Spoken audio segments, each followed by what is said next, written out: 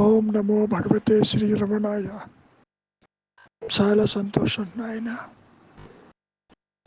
ముఖ్యంగా నీవు నిద్రపోతున్నప్పుడు నాకేమీ తెలియదు, అదంతా అజ్ఞాన స్థితి అని చెప్పి నువ్వు అనుకోవటం సహజంగా జరుగుతూ ఉంటుంది. అంతేకాదు, ఈ జాగ్రత్తావస్థలో ఇంద్రియాల ద్వారా దేహము, సంసారము, జగత్తు, ఇతరులు, మంచి చెడు, జనన మరణాలు అన్నీ చూస్తున్నావుగా. ఇది నీకు సత్యముగా గోచరమవుతుంది. నిజానికి ఇది అసత్యము, ఇది అజ్ఞానము. నిద్రలో ఉన్నదే సత్యము, ఉన్న సత్యస్థితి. ఈ సందర్భంలో ఒకరు సూటిగా మహర్షిని ఒక విషయాన్ని అడుగుతున్నారు. నిజమే, మీరు చెప్పింది బాగానే ఉంది. ఈ జాగ్రత్తావస్థలో భౌతికమైన కాయం ఏ విధంగా చరిస్తుంది? అది ఒకవేళ పని మధ్యలో నిద్రపోతే, నిద్ర పని చేస్తే ఆ పని చెడిపోతుంది కదా. నిద్ర కనుక వస్తే పని చెడిపోతుంది కదా. మనం ఏ విధంగా తీసుకోవాలి అంటే, మీరు బాగా ఆలోచించి చెప్పండి నాకు. భౌతిక కాయం ఏ విధంగా చరించవలే ఈ మాయలో? ఒకవేళ నేను పని మధ్యలో నిద్రపోయినా, పరాగ్గా ఉన్నా, దాని మీద ధ్యాస పెట్టకపోయినా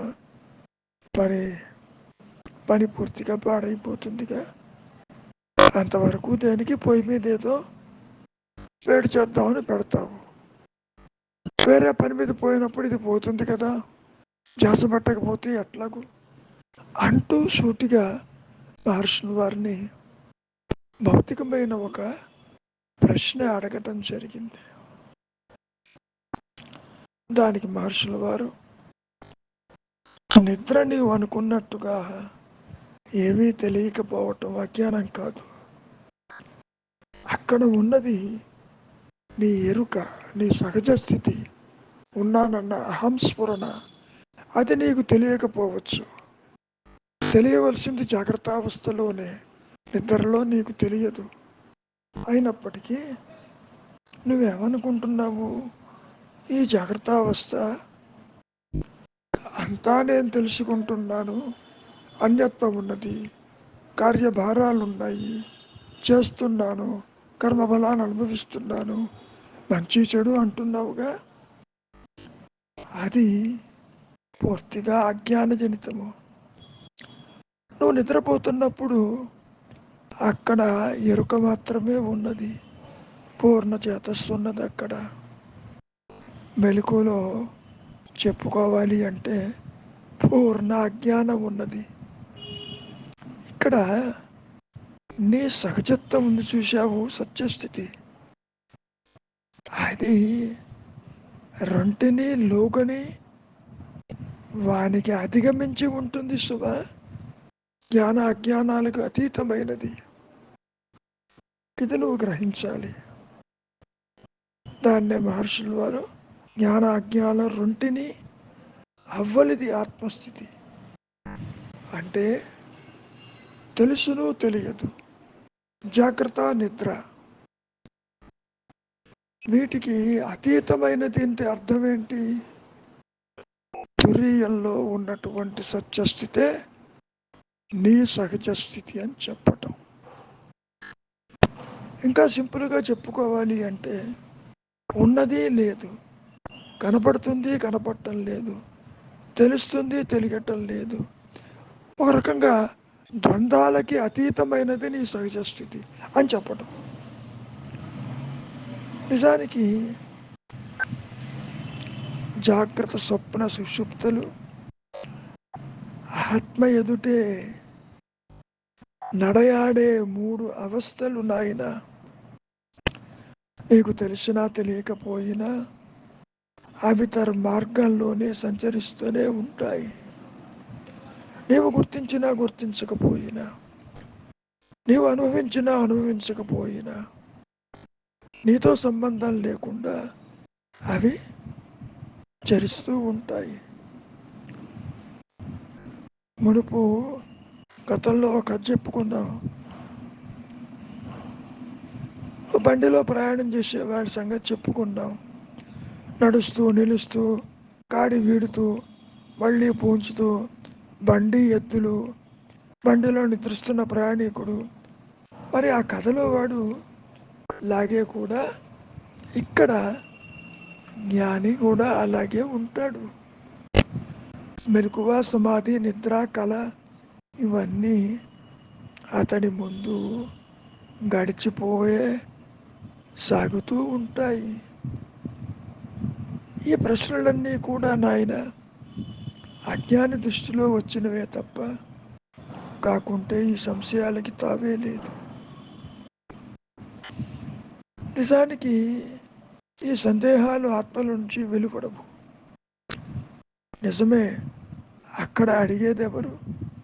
కానీ నా అవస్థ ఏంటంటే నాకు ఇంకా ఆత్మానుభవం కాలేదు. ఏమనుకుంటున్నారు? వ్యక్తిగత అనుభవాలు ఉంటాయి అని అనుకుంటున్నారు. అలా కుదరదు. ఆత్మజ్ఞానము, ఆత్మ అనుభవము ఆత్మకే ఉంటుంది తప్ప జీవుడికి ఉండదు. జీవుడు ఒక ఊహాజనితమైన మాయావి, ఉనికి లేని వాడు అంటూ ఎంత చెప్పినా అది అవగతం కాదు. మహర్షి ఇంకా చెబుతూ ఏమంటున్నారో తెలుసా నాయన? నీ మార్గాన్ని, నీ సహజత్వాన్ని, నీ ఉనికిని అడ్డుతున్నది ఏదో తెలుసా? ఇదే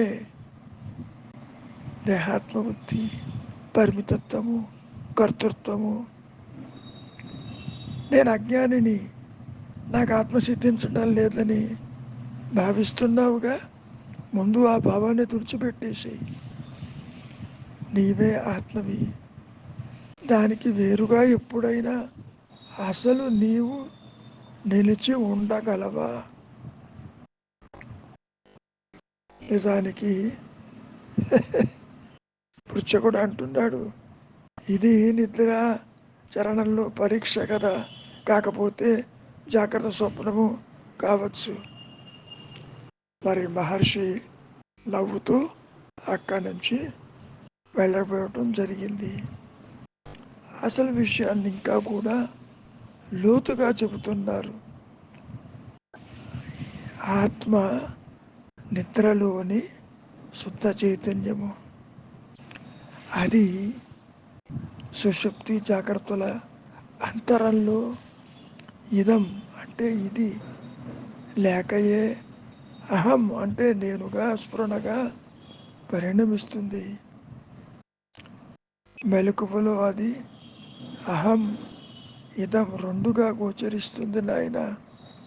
వ్యక్తి అనుభవం అహం మూలకంగానే, కాబట్టి అతడు పైన సూచించిన మార్గంలోనే అనుభవం పొందవలసి ఉంటుంది. అట్లా కాకపోతే నిద్రాస్థితిలోని అనుభవం వానికి కొరగాకపోతుంది కదా. నిద్రలో ఉన్నది నీ సహజత్వమే అని ఎన్నోసార్లు మనం చెప్పుకున్నాం. దశాంతరం అంటే అహం తెలియగానే ఆధారం తెలుస్తుంది. అదే నీ గమ్యమని కూడా చేరుస్తుంది. ఒక విషయం బాగా గుర్తుపెట్టుకో, నిద్రను అజ్ఞానం అనుకుంటావు. కారణం, నాకేమీ తెలియటం లేదు, ఎటుపోయానో తెలియదు, దేహస్ఫురణ, జగత్స్ఫురణ, సంసారం స్ఫురణ ఏదీ లేదు, నా ఉనికి ప్రశ్నార్థకంగా తయారైంది అంటున్నావు కదా. అది పెద్ద పొరపాటు. జాగ్రత్త స్థితిలోని మిథ్యా జ్ఞానమే ఆ ఊహాగానానికి ఆధారం. మెలకువే నిజంగా అజ్ఞానం, అన్యత్వమే అజ్ఞానం. నిద్రాస్థితి ఉన్న చూశావు, అది ప్రజ్ఞానమే, పూర్ణ జ్ఞానమే. అది శృతులు కూడా ఏమని చెబుతున్నాయి? ప్రజ్ఞానం బ్రహ్మ అంటున్నాయి కదా. నిద్రాస్థితిలోని అనుభవమే అది ప్రాజ్ఞ అని పేరు పెట్టారు. ఇక్కడ 3 అవస్థల్లో కూడా అజ్ఞానమే ఉంటుంది. ముఖ్యంగా నీ నిద్రావస్థలోని ప్రాధాన్యం ఏమిటంటే అప్పుడు అతడు పూర్ణ జ్ఞానము ప్రజ్ఞాన ఘనుడని చెప్పవచ్చు. ఘన అనే పదం ఎందుకు వాడారు అంటే జ్ఞానం ఉంది, విజ్ఞానం ఉంది, ఎరుక అన్నిటిలోనూ ఆ రెండు వర్తిస్తాయి. జాగ్రత్తలోని విజ్ఞానము, కాసేపు విపరీత జ్ఞానం అంటామంటే తప్పు జ్ఞానము, రాంగ్ ఐడెంటిటీస్, కాక అజ్ఞానం అని కూడా చెప్పుకుందాం. అది ఎప్పుడూ వ్యక్తిని వెన్నంటే ఉంటుంది కదా. అది విశిష్ట జ్ఞానం అయినప్పుడు బ్రహ్మము అయి కూర్చుంటుంది. నిద్రలో వలె ఈ విపరీత జ్ఞానం పూర్తిగా నష్టమైనప్పుడు అతడు కేవల ప్రజ్ఞానంగా మిగులుతాడు. ప్రజ్ఞాన ఘనం అంటే అదే కదా. మరి ఒక విషయాన్ని బాగా గుర్తుపెట్టుకో, ప్రజ్ఞానం, విజ్ఞానం, అజ్ఞానం, సజ్ఞానం ఇవన్నీ బ్రహ్మకు మారు పేర్లు. ఇది ఉపనిషత్తుల్లో కూడా ఉన్నది. ఐత్రేయ ఉపనిషత్తుల్లో కాస్త పరిశీలించు, నీకే అవగతమవుతుంది. అతడు కేవలము జ్ఞానం కదా, అనుభవానికి వచ్చేది ఎట్లాగూ అనుభవం విజ్ఞానం మూలంగా నాయన.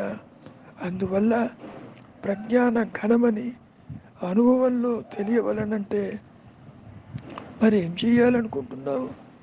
సుషుప్తి జాగ్రత్తల అంతరంలోని ఆ శుద్ధాహమును అవలంబింపక తప్పదు.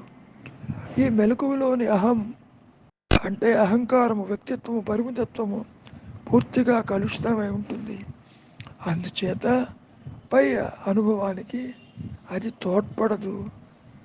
దశాంతరం అహం లేక శుద్ధాహం ప్రయోజనం ఈ విధంగా ఉంటుంది. ఆ శుద్ధాహమును సాగించేందుకు ఎలా సాగించాలి, అది ఎలాగూ అన్నప్పుడు నీవు వివేక చూడవలని పరిశీలించు. అందులోనూ త్రిపుర రహస్యం మొదలైన ఇతర కృతుల్లో కూడా 2 సంకల్పాల మధ్య కాలంలో శుద్ధాహం ద్యోతకమవుతుందన్నారు. అంటే దాని అర్థం ఆలోచన లేని స్థితిలో అక్కడ నీ సహజత్వమే అహం స్ఫురణగా ఉన్నానన్న ఎరుకగా అది ప్రకాశిస్తూనే ఉన్నది. ముఖ్యంగా అది నీ స్వరూపమని నిర్ధారణ కావాలి అంటే మరి ఒక్క అనుగ్రహం చేతనే కదా. కాబట్టి నాయన అది ప్రజ్ఞానం కను లక్ష్యంగా మనం చేసుకోవచ్చు. ఈ యాత్రల్లో వృత్తి కూడా ఉన్నది సుమా. కాబట్టి వీటన్నిటికీ సరి అయిన స్థానాలు ఉంటేనే నీకు అనుభవానికి దారితీస్తుంది. ఒక విషయాన్ని బాగా గుర్తుపెట్టుకో, శుద్ధాహం ఏదైతే ఉన్నదో అసత్తుకు భిన్నంగా దానిని అవ్వలిదిగా ఉన్నదని కూడా వివేక చూడమనిలో వర్ణించారు. దాని అర్థం ఏమిటి? అసత్ అంటే ఈ మెలకువలో, ఈ జాగ్రత్త అవస్థలోని కలుషితమైన అహంకారము. మరి అంటే సత్ నిద్రలోని ఆత్మే కదా. మరి బ్రహ్మమును సతసద్విచక్షణమని వర్ణించారు కదా. రెంటి అర్థము ఒకటే సుమా. అక్కడ శేషసాక్షి సర్వమును చూచువాడు మరి ఎవరనుకుంటున్నావు? ఆ జ్ఞానమయుడే కదా. మరి కాబట్టి మనం ఏ రకంగా తీసుకున్నా, ఎన్ని రకాలుగా చెప్పుకున్నా నిజానికి ఈ మెలకువలో సువ్యక్తమైనటువంటి విజ్ఞాన ఆత్మకు ఈ సూక్ష్మ విజ్ఞానాత్మ ఎవడో కొత్తవాడుగా గోచరిస్తాడు. నిద్రలో వాడున్నాడని ఊహించవలే. నిద్రల సుఖానుభవాన్ని నిరాకరిస్తే దానితో సహా ఇదంతా కూడా తొంగలో దొక్కినట్లే కదా. నిద్రలో సుఖాన్ని అనుభవించలేదని అనలేవు కదా. ప్రతి ఒక్కరూ నిద్రనే కోరుతున్నారు కదా. దాని అర్థం ఈ వ్యక్తిత్వానికి దూరంగా వెళ్ళి నిలిచి ఉన్నాడా లేదా? సుఖనిద్ర అనుకూలం కాకపోతే మరి ఎందుకు నీవు ప్రయత్నం చేస్తావు? నీ సహజత్వమే అది. మరి నిద్ర పోవటం కాదు, నిద్రలో ఉన్న జ్ఞానము, ఉన్నానన్న ఎరుక అక్కడే ఉన్నది. మంచిది. మౌనమే శరణ్యం.